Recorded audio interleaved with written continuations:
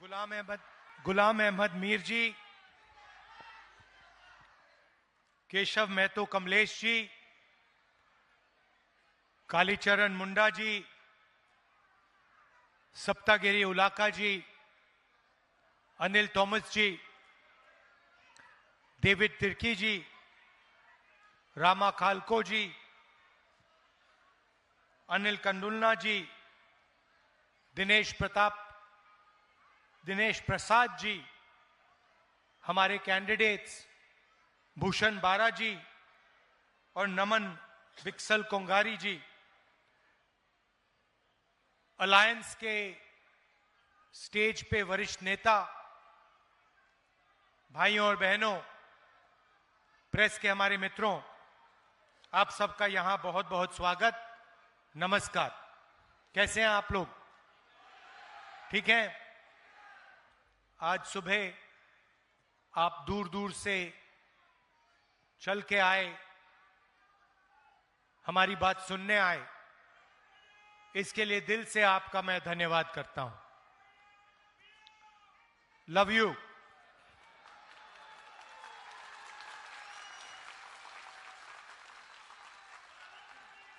जो आज देश में लड़ाई चल रही है वो दो विचारधाराओं के बीच में चल रही है। एक तरफ इंडिया गठबंधन, कांग्रेस पार्टी, जेएमएम, बाकी पार्टियां, और दूसरी तरफ बीजेपी, आरएसएस और उनके साथ जो लोग खड़े हैं। हम संविधान की रक्षा कर रहे हैं, हम संविधान को बचाने की कोशिश कर रहे हैं और वो इस संविधान को खत्म करना चाहते हैं। वो चाहते हैं कि जो पहले था, संविधान से पहले जो था वो हो। हम चाहते हैं कि समाज में समानता हो, एकता हो, भाईचारा हो और देश को संविधान के माध्यम से चलाया जाए। अब ये जो संविधान है ये सिर्फ एक किताब नहीं है। इस संविधान में बिरसा मुंडा जी की सोच है या नहीं? बिरसा मुंडा जी की सोच है, अंबेडकर जी की सोच है, फूले जी की सोच है, महात्मा गांधी जी की सोच है और हिंदुस्तान के जो गरीब लोग हैं, चाहे वो आदिवासी हो, दलित हो, पिछड़े वर्ग के लोग हो, किसान हो, मजदूर हो, उनकी रक्षा यह संविधान करता है। इसीलिए नरेंद्र मोदी जी चाहते हैं, अदानी और अंबानी चाहते हैं कि इस संविधान को खत्म कर दिया जाए, बिरसा मुंडा जी की सोच को दबा दिया जाए, अंबेडकर जी की सोच को खत्म कर दिया जाए, गांधी जी की सोच को खत्म कर दिया जाए और इसको परे कर दिया जाए। और हम चाहते हैं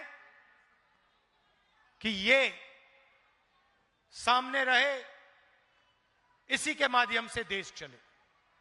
भाइयों और बहनों, आपको हम आदिवासी कहते हैं, बीजेपी आपको वनवासी कहते हैं। सही बात? जब अंग्रेज यहां थे वो भी आपको वनवासी कहते थे। बिरसा मुंडा जी जो लड़े थे वो क्यों लड़े? वो अंग्रेजों से क्यों लड़े? वो आपके जंगल, आपके जल, आपकी जमीन, इन चीजों के लिए लड़े थे। और वही चीज आज हो रही है। बीजेपी के लोग आपका जल, आपका जंगल, आपकी जमीन चाहते हैं। इसीलिए वो आपको वनवासी कहते हैं। वनवासी और आदिवासी में जमीन आसमान का फर्क है। आदिवासी का मतलब वो लोग जो इस धरती के, इस देश के पहले मालिक और पहले निवासी थे। आदिवासी का यह मतलब है।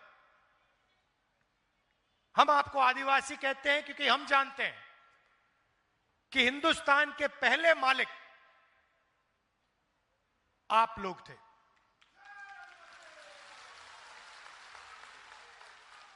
और अगर हम आपको आदिवासी कहते हैं तो फिर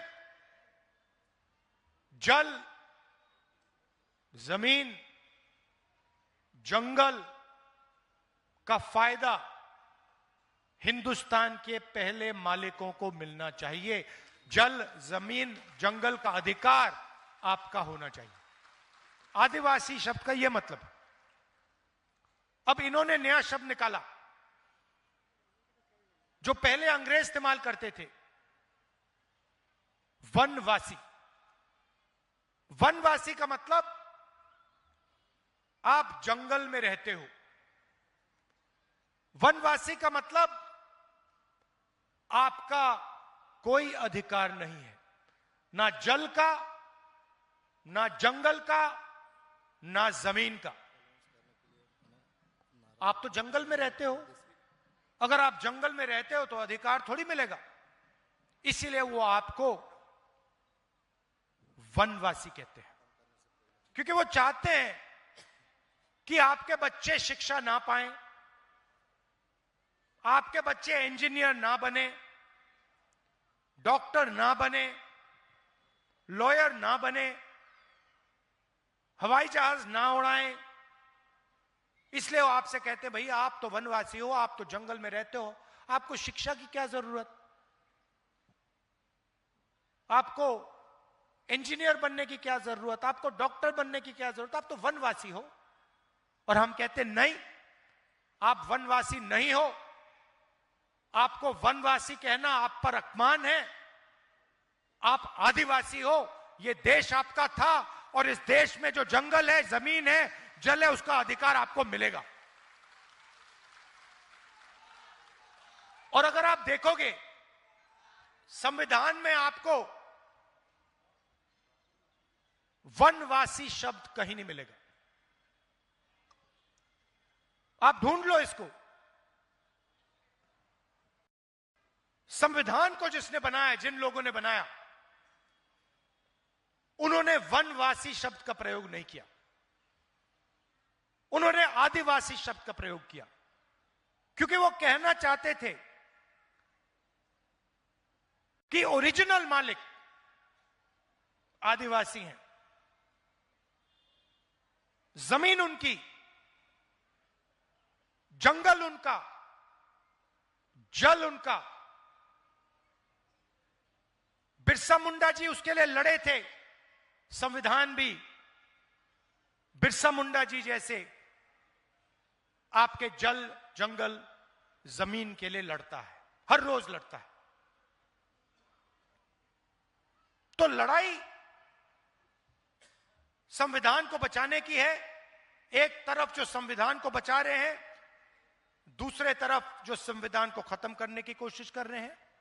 एक तरफ वो लोग जो आपको आदिवासी कहते हैं, आपकी रिस्पेक्ट करते हैं, आपका आदर करते हैं, और दूसरी तरफ वो लोग जो आपको वनवासी कहते हैं और जो भी आपका है वो छीनना चाहते हैं। लड़ाई ये है, युद्ध ये है, और ये आपको मालूम होना चाहिए। जब मोदी जी यहां आते हैं और आपसे कहते हैं कि आप वनवासी हो, उस शब्द के पीछे सोच है कि आप वनवासी हो, आप जंगल में रहते हो, जल हमारा, जमीन हमारी, जंगल हमारा,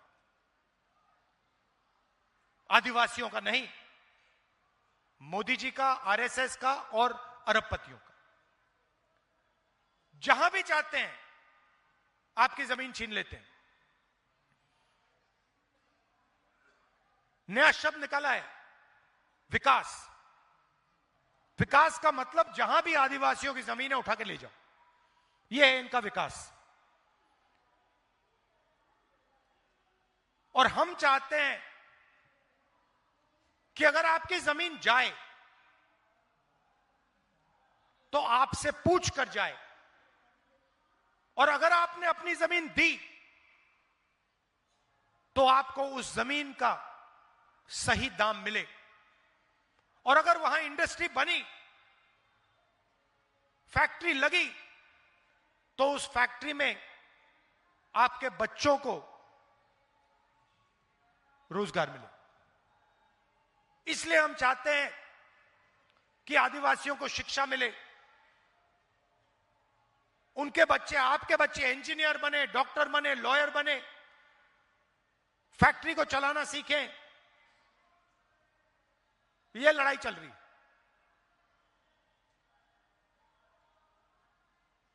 आप देखिए,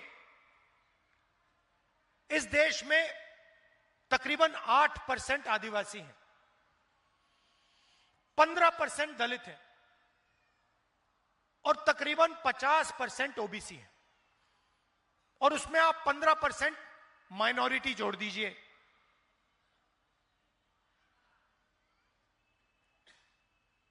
अगर आप इन सबको जोड़ो तो 90% ये लोग हैं, आदिवासी, दलित, पिछड़े वर्ग के लोग, माइनॉरिटी के लोग, 90%। मगर अगर आप देखो, हिंदुस्तान की संस्थाओं को देखो, मीडिया देखो, बड़े बड़े बिजनेस देखो, अंबानी अदानी वाले बिजनेस,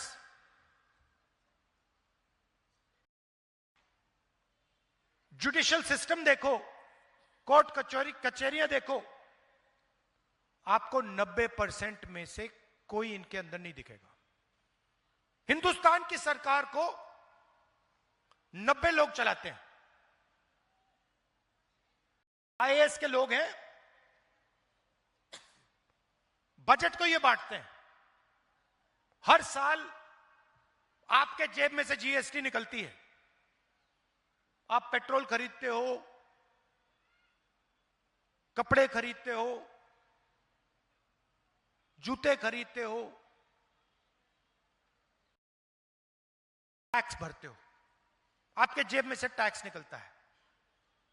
वो टैक्स सरकार के पास जाता है और फिर हर साल बजट में वो खर्च होता है। अब मैंने पता लगाया कि टैक्स आप भर रहे हो, 90% टैक्स देता है। जितना टैक्स आप देते हो, जितनी जीएसटी आप देते हो, उतनी ही जीएसटी अदानी देता है। अगर आप शर्ट खरीदोगे, जितनी जीएसटी आप दोगे उतनी अदानी देगा। अगर आप 1 लीटर पेट्रोल खरीदोगे, जितनी जीएसटी आप देते हो उतनी वो देगा। जितना टैक्स आप देते हो उतना वो देगा। और मैंने पता लगाया, ये जो बजट है, जो पैसा है देश का,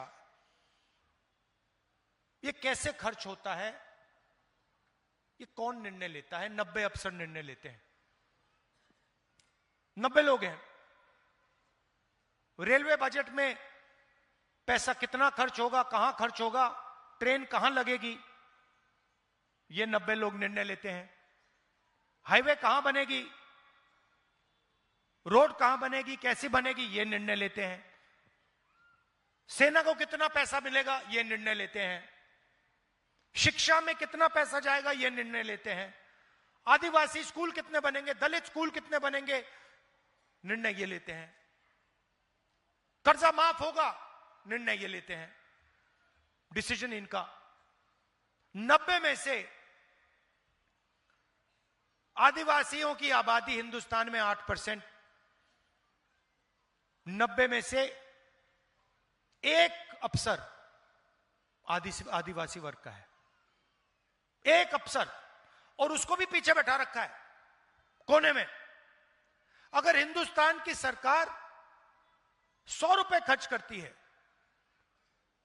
तो आदिवासी अफसर 10 पैसे का निर्णय लेते हैं। अच्छी तरह सुनिए, अगर हिंदुस्तान की सरकार बजट में 100 रुपए खर्च करती है तो 10 पैसे का निर्णय आदिवासी अफसर लेते हैं। आपकी आबादी 8%, 100 में से 8, और आपकी भागीदारी 100 में से 10 पैसे। दलित 15%, 90 अफसर में से 3 दलित हैं। और अगर हिंदुस्तान की सरकार 100 रुपए खर्च करती है तो दलित अफसर 1 रुपए का निर्णय लेते हैं। आबादी 15%, भागीदारी 100 रुपए में से 1 रुपया। पिछड़े वर्ग 50% है, 90 में से 3 अफसर पिछड़े वर्ग के हैं और उनकी भागीदारी 100 रुपए में से 5 रुपए। मतलब दलित, आदिवासी, पिछड़े वर्ग के अफसर 100 रुपए में से 6 रुपए 10 पैसे का निर्णय लेते हैं। आपकी आबादी 90%, भागीदारी 100 रुपए में से 6 रुपए। अब मैंने ये बात उठाई, पार्लियामेंट में बात उठाई कि भाई ये हो क्या रहा है। हिंदुस्तान के लोग, आदिवासी, दलित, पिछड़े वर्ग के लोग, इनकी इस देश में भागीदारी नहीं है, कॉर्पोरेट इंडिया में नहीं है, जुडिशियल सिस्टम में नहीं है। मीडिया में आप दिखा दो मुझे, आप मुझे मीडिया में, नेशनल मीडिया में एक आदिवासी एंकर दिखा दो, एक दिखा दो मुझे, एक दलित दिखा दो, एक पिछड़े वर्ग का दिखा दो, नहीं मिलेगा। आप में कोई कमी नहीं है, आप में कोई कमी नहीं है। हिंदुस्तान का पिछड़ा वर्ग, दलित वर्ग, आदिवासी वर्ग कोई भी काम कर सकता है, कुछ भी कर सकता है, कोई कमी नहीं है आप में। आपको रास्ता नहीं दिया जाता, आपको रोका जाता है।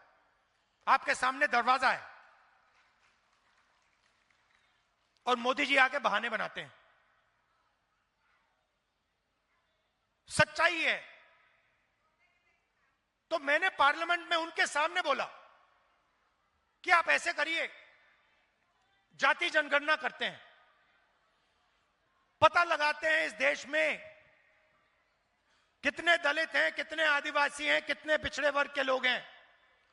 पता लगाते हैं हमारी संस्थाओं में आदिवासी, दलित, पिछड़े वर्ग के कितने लोग हैं।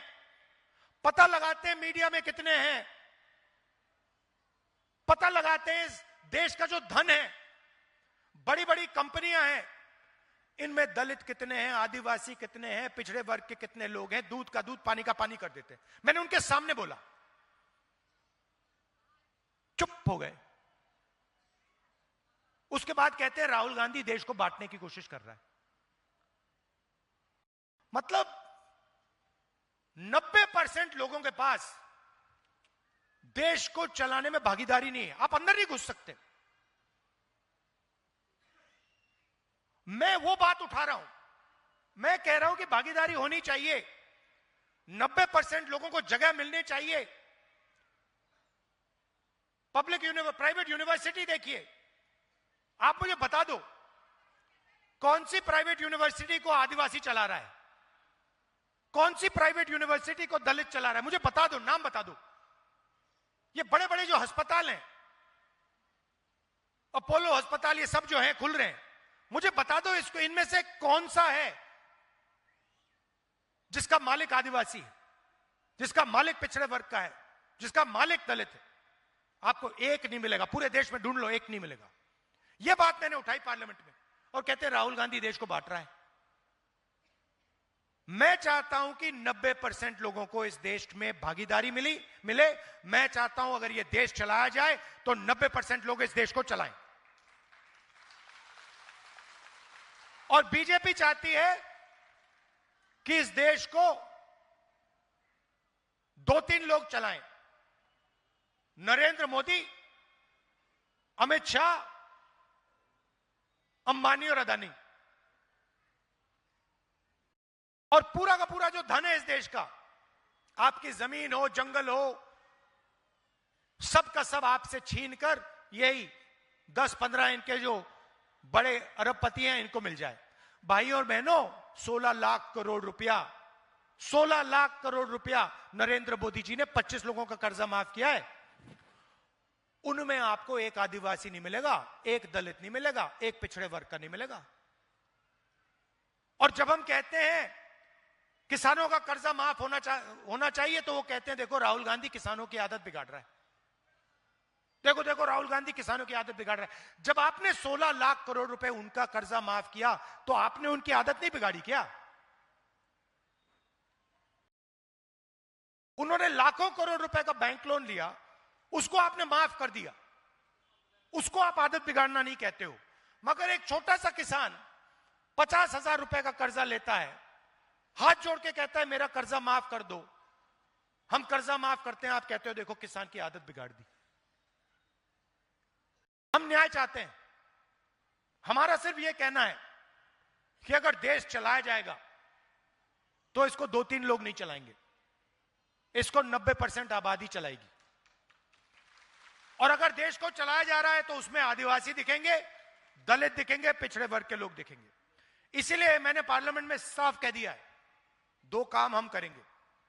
पहला काम जाति जनगणना, दूध का दूध, पानी का पानी हो जाएगा, सबको पता लग जाएगा आदिवासी की, दलित की, पिछड़ों की कितनी भागीदारी है। और दूसरा, ये जो उन्होंने दीवार बना रखी है रिजर्वेशन की कि 50% से ज्यादा रिजर्वेशन नहीं जाएगा, इस दीवार को हम तोड़ के परे कर देंगे। हम रिजर्वेशन को 50% से ज्यादा करके दिखाएंगे, ये मैंने पार्लियामेंट हाउस में बोला है। मणिपुर की बात कर देता हूं। जहां भी ये जाते हैं, जहां भी बीजेपी के लोग जाते हैं,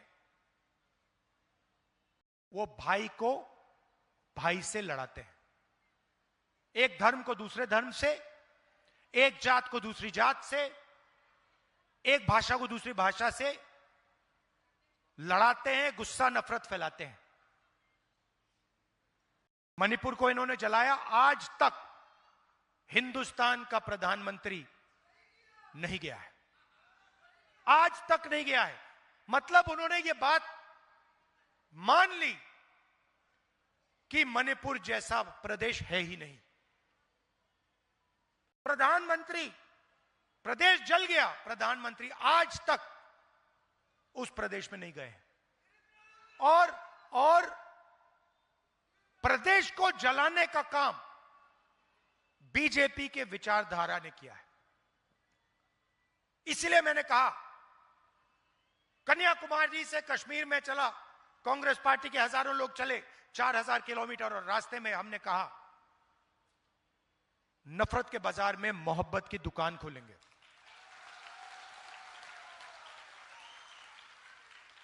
नफरत के बाजार में मोहब्बत की दुकान खोलेंगे और हिंदुस्तान में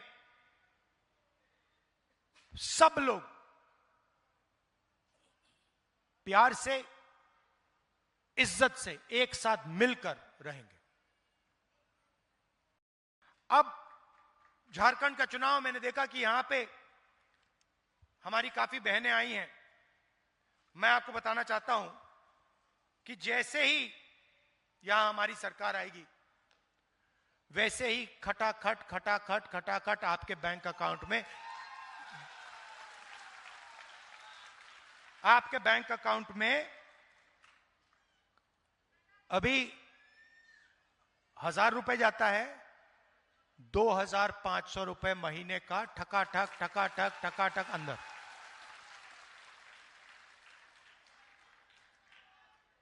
जो एससी एसटी ओबीसी का रिजर्वेशन है उसको हम बढ़ाएंगे। एसटी का 26% से 28%, एसटी का 26% से 28%, एससी का 10% से 12% और ओबीसी का 14% से 27%। हर परिवार को स्वास्थ्य बीमा में 15 लाख रुपए का कवर मिलेगा। अगर आप बीमार होगे, ऑपरेशन करने की जरूरत होगी, आप अस्पताल में जाओगे और 15 लाख रुपए का इलाज आपको मुफ्त में मिलेगा। किसानों को 3,200 रुपए प्रति क्विंटल एमएसपी धान के लिए हमारी सरकार देने जा रही है। गैस सिलेंडर 450 रुपए। ये देखो महिलाएं ताली बजा रही हैं। और राशन 7 केजी हर व्यक्ति को हर महीने। और युवाओं के लिए हर ब्लॉक में डिग्री कॉलेज और डिस्ट्रिक्ट लेवल पे प्रोफेशनल कॉलेज, 500 एकड़ का इंडस्ट्रियल पार्क हर डिस्ट्रिक्ट में और 1 मिलियन युवाओं को हम यहां रोजगार देने का वायदा कर रहे हैं। अब ये आप देख लीजिए, इसमें हमने अदानी के लिए, अंबानी के लिए कुछ नहीं किया। हमने आपके लिए किया है। महिलाओं के बैंक अकाउंट में पैसा, किसानों को सही दाम, युवाओं को रोजगार, गैस सिलेंडर और एससी, एसटी, ओबीसी के लिए रिजर्वेशन। ये गरीबों की सरकार का काम है। ये उन लोगों का काम है जो आपको आदिवासी कहते हैं, जो आपको वनवासी कहते हैं। वो ऐसा काम कभी नहीं करेंगे। जैसे हमारी सरकार हिंदुस्तान में आएगी, हम इस अग्निवीर को खत्म कर देंगे। तो आपसे मैं ये कहना चाहता था, आप दूर दूर से आए, इतने प्यार से आपने हमारी बात सुनी। संविधान की रक्षा करनी है, एक साथ मिलकर संविधान की रक्षा करनी है और जो संविधान को खत्म करने की कोशिश कर रहे हैं उनको रोकना है। दिल से आपका धन्यवाद। जोहार, जय हिंद।